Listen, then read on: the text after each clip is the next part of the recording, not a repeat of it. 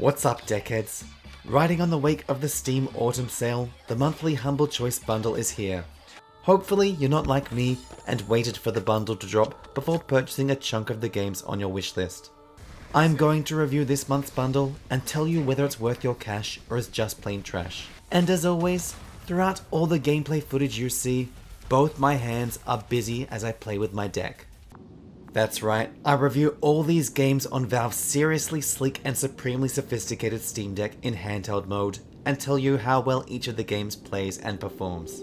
As I'm sure some of you remember, I have a winner to announce from last month's Guardians of the Galaxy Steam Key giveaway. I'll announce the winner somewhere in this video, so make sure to keep an eye out for it if you are one of the users who asked for the key. I also have another key to give away this month for the roguelite, Metroidvania, monster collecting, twin stick shooter, bullet hell game patch quest. How does a mashup of all these genres turn out, you ask? Pretty good actually. Want that key? Then let me know in the comments. I'll announce the winner in next month's video. Okay, without further ado, let's get started. Bomb Rush Cyberfunk is a stylish love letter to the Jet Set Radio series, blending fast-paced movement, graffiti tagging, and a vibrant, futuristic world dripping with attitude. At its core, Bomb Rush Cyberfunk is all about freedom of expression and movement. You play as a member of a graffiti crew aiming to take over the city, one stylish tag at a time. The game seamlessly combines skating, grinding, and wall running, giving you a smooth and satisfying traversal system that feels right at home on the deck. Exploring the city feels like a dance. Combos flow from one trick to the next, all while evading the ever-persistent police force determined to shut down your rebellious art. The graffiti mechanic adds a layer of creativity as you tag various spots with your designs, while the dynamic soundtrack fuels the adrenaline rush, perfectly capturing the game's energetic vibe. The game features some trippy platforming sequences, which help to break up the normal gameplay. Even switching characters is a joy, as you call your crew together and start breakdancing. With about 13 hours of gameplay for the average user according to How Long to Beat, there's a lot to enjoy in this game. The only negative aspect I found to the gameplay was the combat. It is extremely simple and doesn't feel as rewarding as many of the other aspects of the gameplay. The plot is a little cliche, with a clear bad guy, an oppressive government, and a protagonist and his friends playing the part of the underdogs as they try to make their bottom tier gang the best in the city. But that's not to say that it isn't enjoyable. Its hip-hop, funk, and street art inspired characters and setting are extremely engaging. Very soon, with you and your comrades traveling around the city, and even taking on gangs together in a team skating battle, very soon you really do start to feel like a gang. The game controls well on the deck. Moving around the world is extremely satisfying as grinding, wall running, and performing tricks feels very fluid. Even combat, despite lacking in enjoyment, still flows well together as you bound around the battlefield in an almost dance-like sequence of attacks. While the visuals are simple, the art style is stunning. On the default graphics settings, there were no dips in performance, staying between 58 and 60 FPS, with the occasional yet unnoticeable dip to 55 in cutscenes. This is all in spite of a much longer battery life than you may expect, allowing for up to 2 hours of gameplay on the go before you need another recharge. With its slick controls, enjoyable gameplay, solid performance, and truly mesmerizing setting and music, Bomb Rush Cyberfunk is a perfect fit for the Steam Deck. It's the type of game you want to keep playing, whether out and about or in the comfort of your home, and it's a solid title in this month's bundle. Old World is a 4X strategy game that combines civilization building mechanics with card-based technology progression. As the leader of a nation, you'll oversee the development of your civilization by building farms, mines, and quarries for resources, expanding through military conquest, and managing complex relationships both within your borders and among rival nations. Adding a personal touch, you can appoint family members to key roles, such as generals, blending strategic decision-making with character management. One of the game's standout features is its card-based technology system. Upgrades are handled through drawing and selecting cards from a deck, with unselected cards going into a discard pile to be reshuffled back in after the deck is cycled through. This mechanic introduces a layer of strategic planning as you weigh immediate needs against long-term benefits. There's a lot here to enjoy, with an average of 39 hours of content according to How Long to Beat. The visuals look fine and perform admirably, locked at 60 frames per second and providing a smooth experience throughout. However, the game's controls on the Steam Deck use an official mouse and keyboard layout that, while functional, takes some adjustment. It works well enough once you adapt, but the setup isn't as intuitive as it could be. Performance is solid, with battery life lasting around 1 hour and 40 minutes, making it suitable for extended play sessions. However, the game has a lot of small text, which is very hard to read on the deck's smaller screen. While Old World is enjoyable, I couldn't help but compare it to Hexarchy from last month's bundle. Both games share a card mechanic, but Hexarchy feels more intuitive, controls better, and offers gameplay that's simply more engaging. For fans of 4X games, Old World is worth exploring, but it might not stand out if you've already dabbled in other, more polished entries in the genre. Enjoying the video so far? Make sure to give it a thumbs up to help others find it, and hit that subscribe button and ring that notification bell so you don't miss out on any future Deckhead content. Atlas Fallen Reign of Sand is an action-adventure game that blends fast-paced combat, platforming puzzles, and a captivating world. Drawing clear inspiration from titles like Darksiders and the modern God of War series, it carves out its own niche with a unique momentum-based combat system. You play as a warrior in a world torn apart by ancient forces. The world of Atlas Fallen is rich with lore and mystery, immersing players in a universe where ancient powers clash. The narrative, while not groundbreaking, is engaging enough to keep you invested, and the setting's blend of fantasy and ancient ruins is visually captivating. The gameplay centers around a dynamic risk-reward system. As you deal damage, your momentum increases, increasing the amount of damage you do and allowing you to unleash more powerful attacks and abilities. However, it also increases the amount of damage received, forcing you to balance aggression with defense. Essence Stones, which offer passive bonuses and activate special abilities at higher momentum levels, add depth and customization to your playstyle. Combat is further elevated by the Sandskin mechanic. Nailing a perfect parry slows your attacker and allows you to punish them with devastating attacks. This feature rewards precision and timing, making battles feel engaging and rewarding. The game also features intricate platforming puzzles, which become more challenging as you unlock new abilities. These sequences break up the action, offering a satisfying blend of combat and exploration across the game's expansive environments. With a runtime of around 17.5 hours according to How Long to Beat, Atlas Fallen offers a well-paced adventure filled with exploration, combat, and platforming. Atlas Fallen performs admirably on the Steam Deck, with frame rates typically ranging between 40 and 50 frames per second on low graphics settings. While the game occasionally dips to 20 frames per second during graphically intense sequences, these moments are infrequent and don't significantly detract from the overall experience. The controls are clearly optimized for a controller, making the game feel smooth and responsive on the deck. Movement, combat, and platforming all handle well, allowing for precise execution. One minor drawback is the small text size, which can be difficult to read on the deck screen. However, this is a minor issue that doesn't hinder gameplay significantly. Battery life is around 1 hour and 20 minutes, which is on the shorter side, but expected for a game with this level of graphical demand. With its fast-paced combat, satisfying platforming puzzles, and immersive world, Atlas Fallen Reign of Sand is a great fit for the Steam Deck.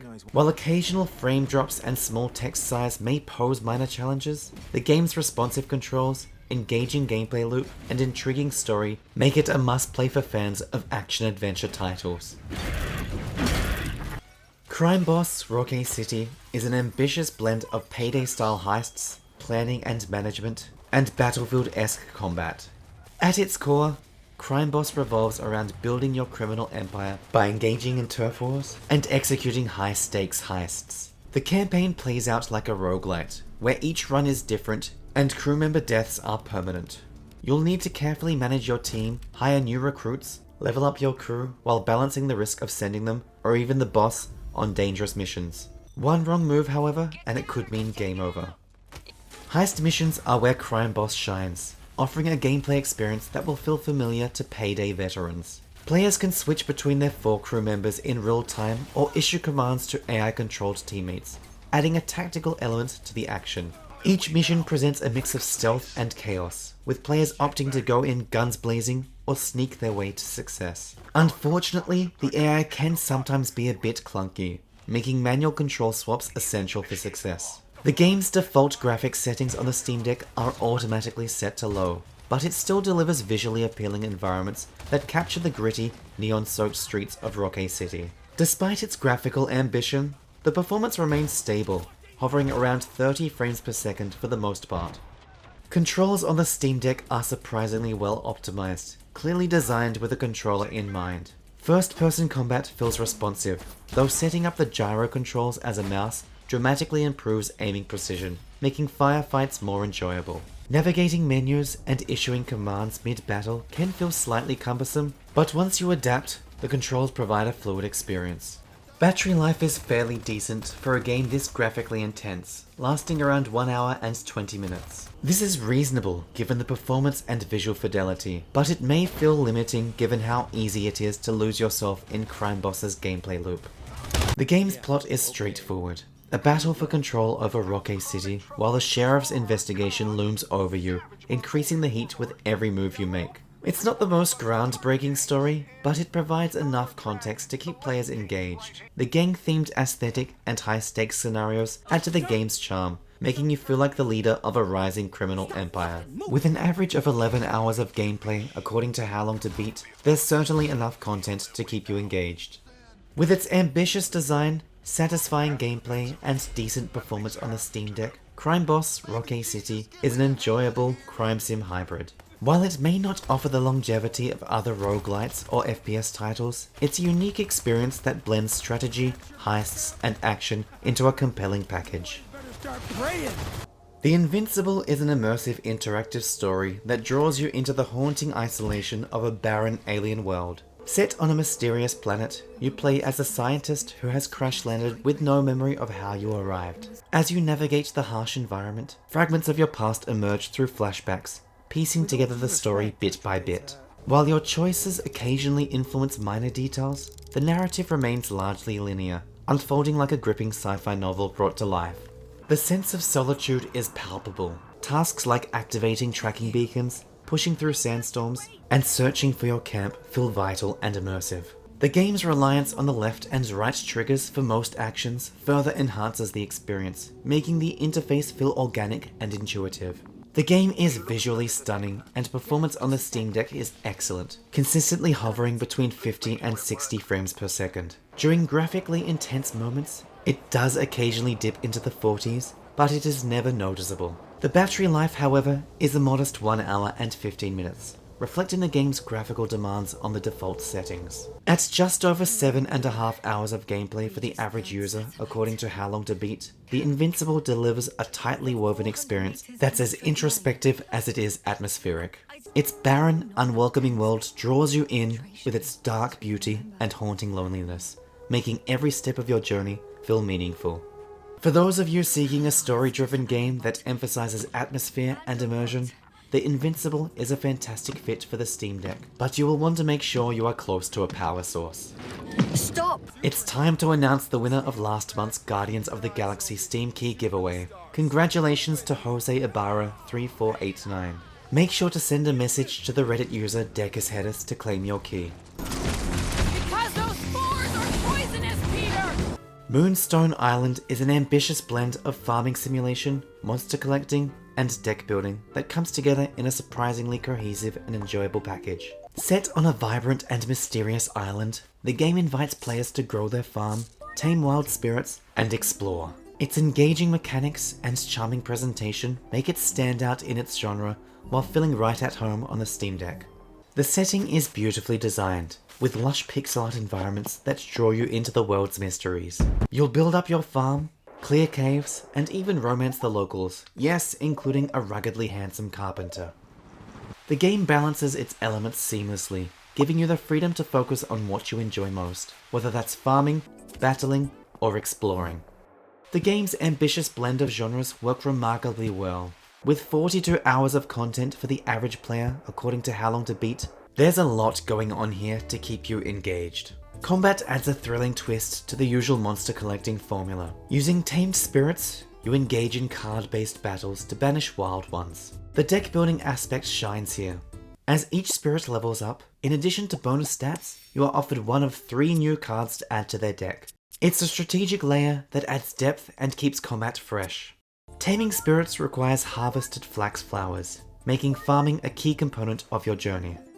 Exploration is equally rewarding. Destroying stones can reveal hidden caves containing treasure, metal ores, and more spirits to battle and tame. The seamless integration of farming and adventuring ensures there's always something meaningful to do. The inventory and tool management system deserves special mention, with intuitive controls that improve upon genre norms. The ability to quickly switch tools or organize your inventory with just a few button presses makes tasks feel smooth and efficient. Performance on the Steam Deck is excellent, maintaining a stable 60 frames per second.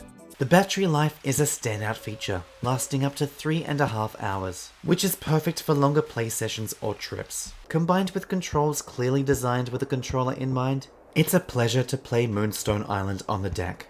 At first glance, Moonstone Island might seem like just another farming sim, but it's so much more than that and quickly grows on you. Which is why I'm giving Moonstone Island a brand new award I've started this month, the Grower Not a Shower Award. Inkulinati is a unique turn-based strategy game that feels like a delightful mix of Worms and Monty Python. With its charming visuals and medieval manuscript-inspired art style, the game delivers a whimsical and engaging aesthetic. Players take on the role of an Inkulinati, a magical artist who brings an army of drawn beasts to life. At the heart of the battlefield is your tiny, a small but vital representation of your Inkulinati on the playfield. Gameplay revolves around commanding your beasts each round, moving them, attacking enemies, shoving units into dangerous positions, and even special abilities, such as showing the enemy your posterior. Your tiny plays an active role, capable of summoning more beasts at the cost of ink, repositioning units with a strategic push, or using a variety of special abilities, such as healing allies or damaging enemies. While the mechanics are straightforward, the game offers a surprising level of strategic depth as you balance offense, defense, and resource management. The main campaign embraces a roguelite structure, adding variety to the gameplay with randomized encounters and challenges. However, while the concept and mechanics are enjoyable, the game's longevity feels limited, despite its estimated average of 10 hours of content according to How Long to Beat. It's entertaining for a few sessions, but it's not the type of game likely to hold your attention after its novelty wears off. Performance on the Steam Deck is excellent, with a frame rate locked at 60 frames per second and a battery life of around 3 hours, making it ideal for portable play. Controls, while doing nothing new per se, are still decent enough so as not to detract from the experience. Inkulinati is a fun addition to the bundle, though it's more of a quick diversion than a long-term staple for most players.